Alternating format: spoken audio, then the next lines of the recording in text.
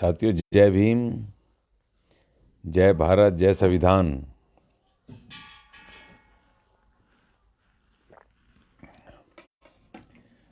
आज हम चर्चा करेंगे बजट पे।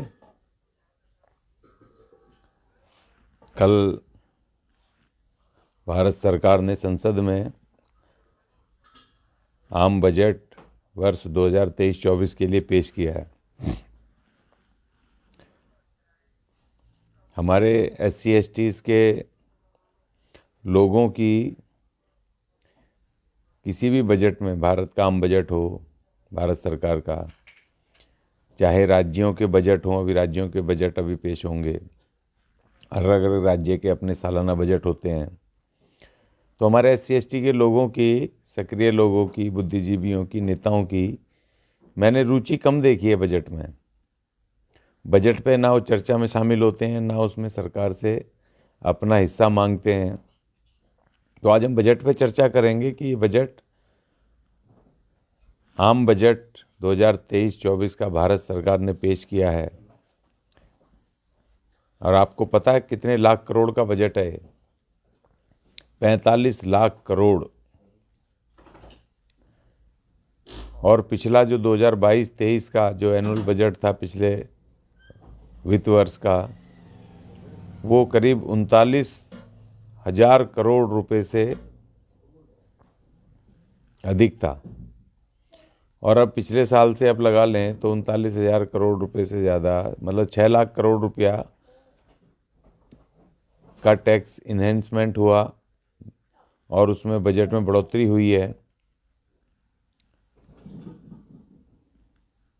तो इसमें SC/ST का, क्योंकि मुझे तो SC/ST की चिंता रहती है, हमेशा अपने लोगों की चिंता रहती है कि हमारा बजट कितना, उसमें हमारी हिस्सेदारी कितनी सुनिश्चित हुई है। और ओवरऑल बजट में हमें क्या प्राप्त होने वाला है, क्या मिलने वाला है? रोजगार, शिक्षा, स्वास्थ्य, हमारी क्या हिस्सेदारी रहने वाली है इन सब में?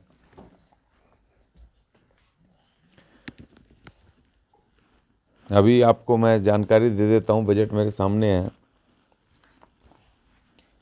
वैसे तो पिछले जो टोटल बजट होता है, क्योंकि उसमें हमारा शिक्षा से लेके, रोजगार से लेकर के, जो आर्थिक डेवलपमेंट है उसको लेकर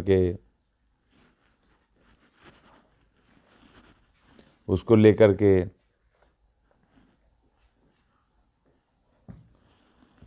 और हमारे हेल्थ केयर से लेके तमाम चीज़ों को लेकर के, स्किल करना, पीने के पानी तक हमें प्रोवाइड, मुहैया कराने तक का, लीगल एड, तमाम चीज़ें देने का, और हर एक मंत्रालयों में, हर एक उसमें हमें आगे बढ़ाने के लिए बजट जो होता है, पिछली बार 83,000 करोड़ का बजट था टोटल, जिसको जो पिछले हर साल कमी होए जा रहा है। और इस बार जब 6 लाख करोड़ रुपए का बजट बढ़ा है पिछले साल की तुलना में, तो इस बार हमारा बजट बढ़ना चाहिए था।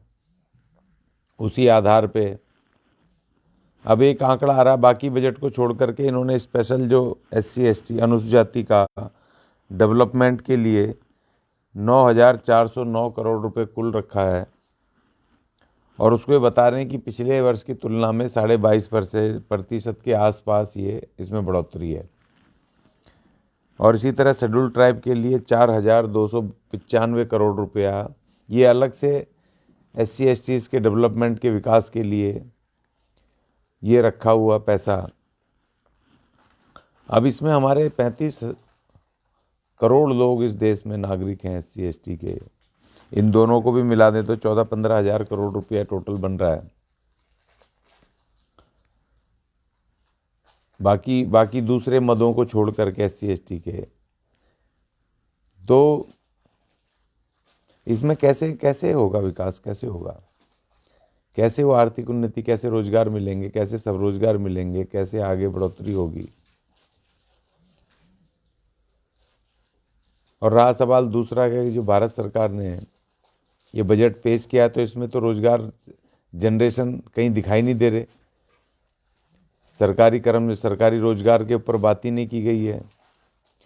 GDP जब कम हुई है सकल घरेलू उत्पाद जब कम हुए हैं, और दूसरी बात ये कि इन्होंने कहा कि निर्यात बिल्कुल बंद हो रहा है, पूरे दुनिया में हम निर्यात नहीं कर पा रहे हैं। जब निर्यात नहीं कर पाएंगे, हमारी जो चीज़ों का विदेशों में डॉलर नहीं आएंगे, पैसा नहीं आएगा, विदेशी करेंसी नहीं आएगी, और जब निर्यात नहीं होगा तो फिर जो कल कारखाने उसमें रोज़गार कैसे सृजन होंगे, कैसे बढ़ेंगे। तो जो हम प्राइवेट सेक्टर में भी जो हमारे लोग काम करके अपना गुजर बसर करते थे, तो उसमें जब ऑलरेडी कटौती हो रही है, क्योंकि एक उसमें जो ये मेक इन इंडिया और ये जो कार्यक्रम थे ये भारत सरकार के, इसके थ्रू जो नए नए कल कारखाने खोले गए थे, तो उसमें भी करीब करीब बहुत हज़ारों की तादाद में वर्करों को निकाला गया। पिछले महीने की ये खबर थी, क्योंकि वो बंद होने की कगार पर हैं।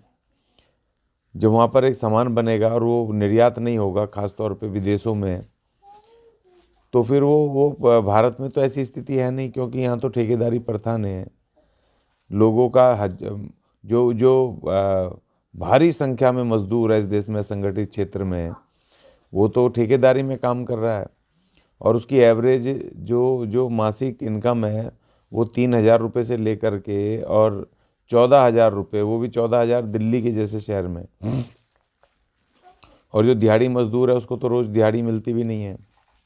तो वो अपने कंजम्पशन कैसे अपनी कंट्री में कैसे होगी, डोमेस्टिक घरेलू स्तर पे कैसे होगी, जब अपने नागरिकों के पास पैसा खर्च करने के लिए है ही नहीं, तो कल कारखानों में जो बनी हुई चीज़ें, हमारा उत्पाद है, वो कैसे बिकेगा। विदेश में निर्यात आप हो नहीं रहे, आप खुद ही कह रहे हो कि विदेशों में निर्यात तो हो नहीं पाएगा, कम हो जाएगा। आयात आप करोगे, जो आपके पास डॉलर विदेशी करेंसी है उसको भी आप दे दोगे। तो ये आर्थिक हालात जब खराब होंगे, देश के आर्थिक स्थिति खराब होगी, तो फिर हम कैसे कैसे सर्वाइव करेंगे। SC/ST का जो 22.5% जो आपने तय किया है, तो उसमें से भी आपने हमें कुछ भी नहीं दिया। ये जो 6 लाख करोड़ रुपए बढ़ोतरी हुई है इस बार बजट में, 39,000 करोड़ से बढ़ के 45,000 करोड़ रुपया हुआ है। और जबकि हमने मांग की थी 14 मई 2022 से, हम लगातार मांग कर रहे हैं भारत सरकार से, क्योंकि आपने निजीकरण ला करके आपने जो देश के तमाम जितने कल कारखाने जो भी थे, संस्थान थे, जो कंपनियां थी भारत सरकार की, और जो जितने भी नौकरियों के जरिए थे, सब आप निजीकरण कर दिए आपने, या तो बेच दिए। और बेचने से क्या हुआ कि हमारा या तो उसमें एक तो रिजर्वेशन ख़त्म हो गया, और दूसरा ये कि जो हमारी पक्की नौकरियां थी वो ख़त्म हो गई। और दूसरी तरफ आपने जो बचे कुचे जो पब्लिक सेक्टर हैं, जो सरकारी क्षेत्र के उद्यम हैं, उसमें आपने जो 4th क्लास की जो कर्मचारी थे उन सबको आपने ठेकेदारी के तहत कर दिया। 100% ठेकेदारी उसमें कर दी आपने। तो वहाँ जब ठेकेदारी आ गई तो वहाँ पर भी रिजर्वेशन ख़त्म हो गया, पक्की नौकरी हमारी ख़त्म हो गई, जॉब सिक्योरिटी ख़त्म हो गई, और बहुत सारी जगहों पर तो प्रोविडेंट फंड, ESI जो सामाजिक सुरक्षा है वो भी नहीं देते। और सालाना छुट्टियां, ग्रेजुटी तो भूल ही जाओ, क्योंकि वो हर 6 महीने में, साल में टेंडर बदल देते हैं। तो वहाँ पर भी हमारा वो भारी शोषण शुरू हो गया। और जो हमारा जो एक फिक्स इनकम हुआ करती थी, एक जॉब सिक्योरिटी होती थी, और जो अन्य सुविधाएं होती थी, वो सब खत्म हो गई।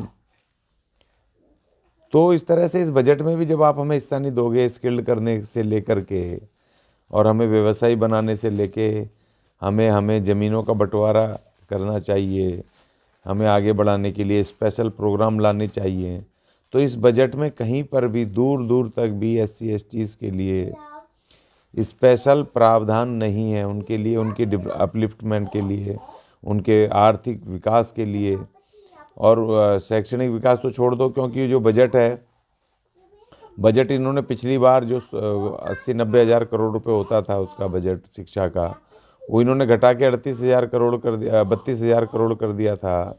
क्योंकि इन्होंने सारी शिक्षा जो नई शिक्षा नीति लाए, उससे सब शिक्षा संस्थान इन्होंने उनको बेचने, प्राइवेट मालिकों को देने की शिक्षा प्राइवेट चलाएंगे।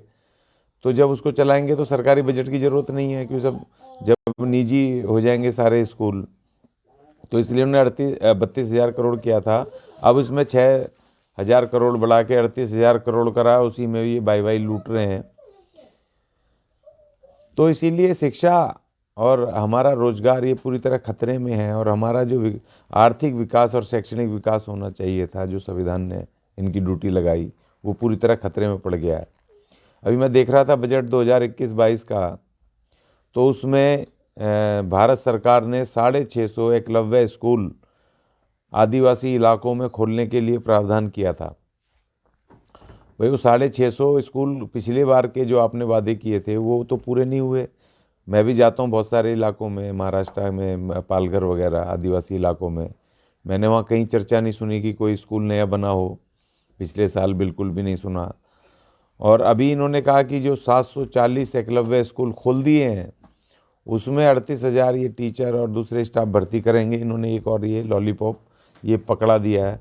पहली बात तो ये बताओ भाई, वो सब जो पिछले बजट में 650 एकलव्य स्कूल आपने कहे थे, वो स्कूल कहाँ है, कहाँ पर बनाए आपने और कहाँ पर? क्योंकि लोग हमारे ना तो जांच करते हैं, जो पहली बात तो बजट को दूर दूर तक हमारे लोग का कोई लेना देना ही नहीं है, वो बात ही नहीं करते ना राज्यों के बजट पे ना केंद्र सरकार के बजट पे। तो जब तुम्हें जानकारी नहीं होगी तो भाई सरकार से पूछोगे क्या? और सरकार ने तो आपको, उनको पता है कि ये लोग बजट वजट पे कुछ बात नहीं करते हैं, इनको कुछ लेना देना नहीं है, और इसलिए इनको जैसा मर्जी कहते रहो, हर साल ये मानते रहेंगे, और वो हर साल वो लैप्स हो जाता है बजट, जबकि लैप्स नहीं होना चाहिए। जो हमारा बजट हो, जो नहीं खर्च कर पा रहे हो तो उस बजट को आगे उसमें मर्ज करना चाहिए, नेक्स्ट उसमें उसको प्लस करके उसको जमा करना चाहिए। लेकिन ये हर साल लैप्स कर देते हैं हमारे बजट को SC ST के, जिसमें कि मोटे मोटे उसमें लोन दे करके हमें व्यवसाय बनाने का है। 100 से ज़्यादा 100 लोग हमारे हर साल हायर विदेश पढ़ने के लिए जाते हैं। 12वीं कक्षा के बाद जो हायर एजुकेशन लेने के लिए विदेश पढ़ने के लिए फ़ंड है, 35-35 लाख रुपए, 40-40 लाख रुपए दिए जाते हैं। पायलट बनाने के लिए 12वीं के बाद हमारे बच्चों को 70-70 लाख रुपए खर्च किए जाते हैं। हमें पता ही नहीं चलता कहाँ कौन बन रहा है, क्या हो रहा है, किसको मिल रहा है, कौन से बच्चे जा रहे हैं वहाँ पर, कुछ समझ में नहीं आ रहा, कुछ पता ही नहीं हो रहा। क्योंकि हम इस पर काम नहीं, अब 2020 से हमने शुरू किया तो हमने देखा कि भैया हमारा बजट तो जनरलाइज कर दिया गया है दिल्ली का। दिल्ली जो, क्योंकि हमारा SC ST का अलग हेड है जिसमें फंड आता है हमारे विकास का, शिक्षा का, हर चीज़ का। तो दिल्ली सरकार ने, केजरीवाल जी ने पिछली बार जनरल कर दिया था, महिलाओं, विकलांगों और उसके बुजुर्गों के साथ मिक्स कर दिया था, जो हमारा बिल्कुल अलग हेड है। और इसमें भी मैं देख रहा हूँ कि अलग हेड में हमें जो टोटल उसमें आना चाहिए था बजट, वो भी इन्होंने, जो कल भाषण है, बजट भाषण मैंने पूरा पढ़ा अपने फाइनेंस मिनिस्टर सीतारमण जी का, तो उसमें उन्होंने उसमें भी जनरल कर दिया।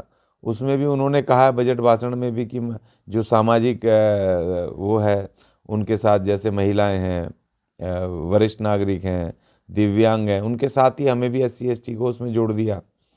तो ये तो बहुत खतरा आ गया, भारी खतरा, कि एक तरफ आपने हमारी रोजगार छीन ली है, हमारे सब प्राइवेट निजीकरण करके हमारा रिजर्वेशन और पक्की सफाई की नौकरियां, 4th क्लास की नौकरियां, ड्राइवर, सफाई कर्मचारी, माली, जो हमारे लोग लग जाते थे पक्की नौकरियों में, वो आपने वो बेच करके वो ऑटोमेटिक ख़त्म हो गए, रिजर्वेशन ख़त्म हो गया।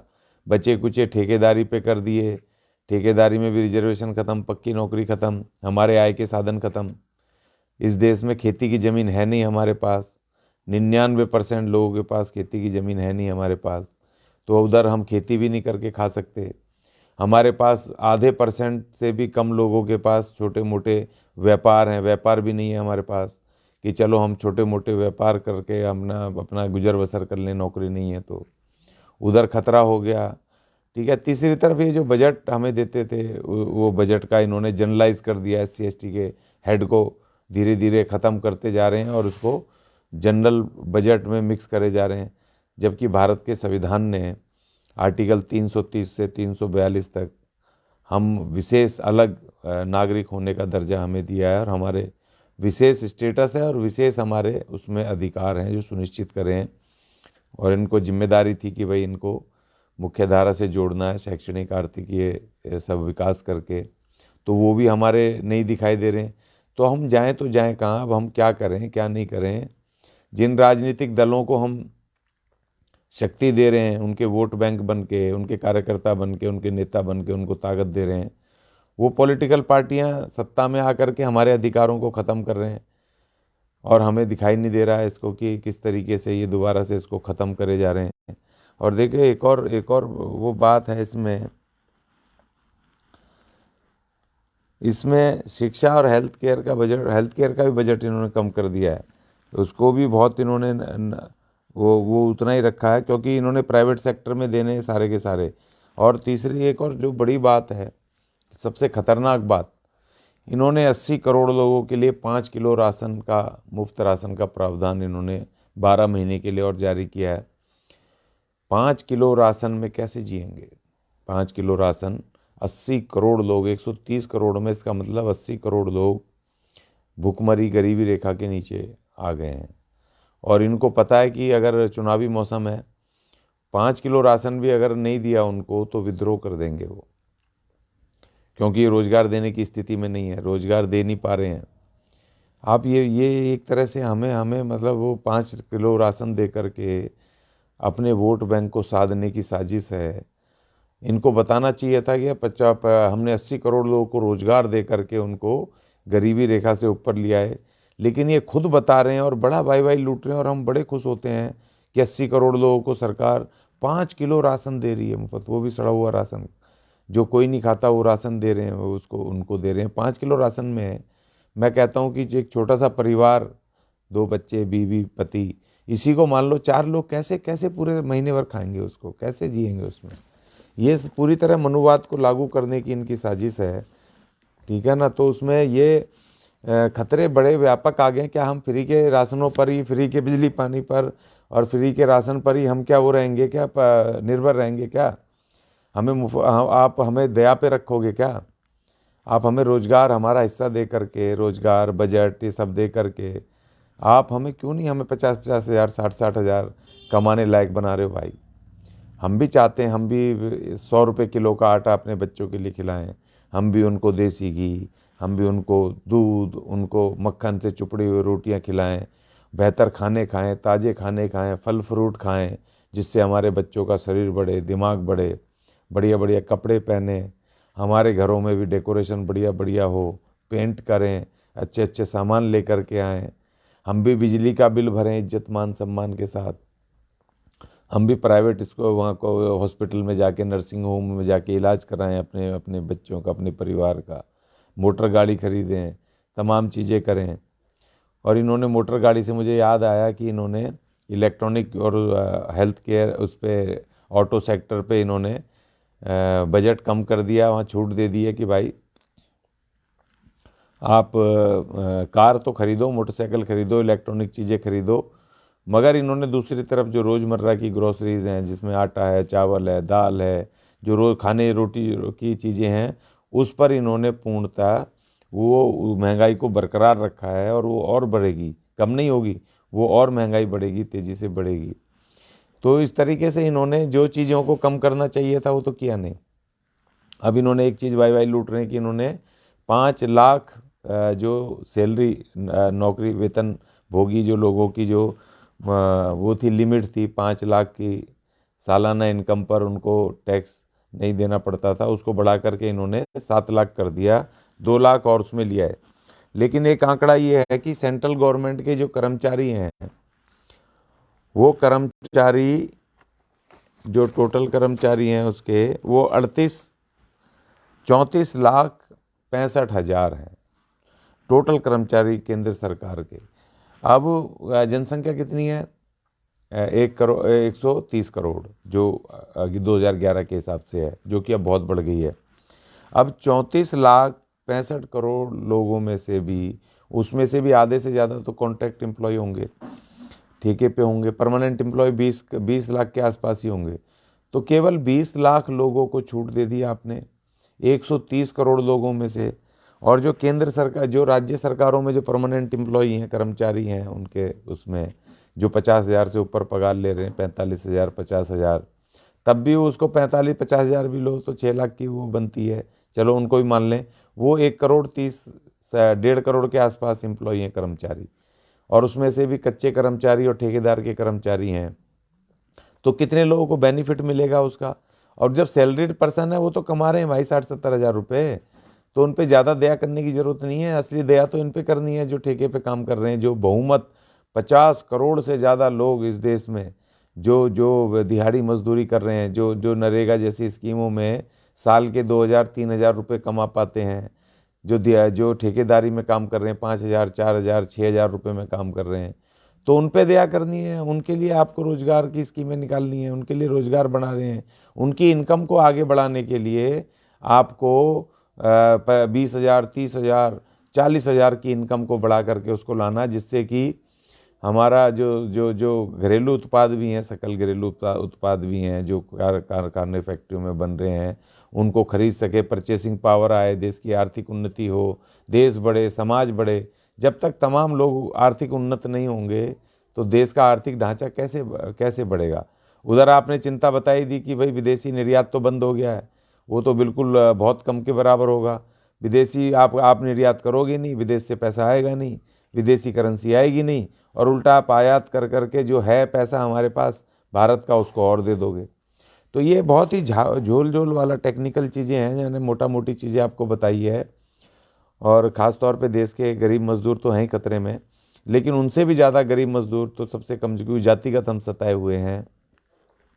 वो कह रहे हैं, उनके वो साधु संत कह रहे हैं कि भाई ये पढ़े लिखे भी, ये तो SC ST के लोग, ये भी हमसे बहुत नीचे हैं, है ना, जाति में। चाहे वो एक गरीब वो प्रकाश भी हो तो वो, और हमारा एक बाबा साहब जैसा पढ़ा लिखा हो, और एक अनपढ़ बामण भी हो, तो अनपढ़ बामण भी कह रहा है कि अम्बेडकर मेरे सामने क्या है, वो तो कुछ नहीं है।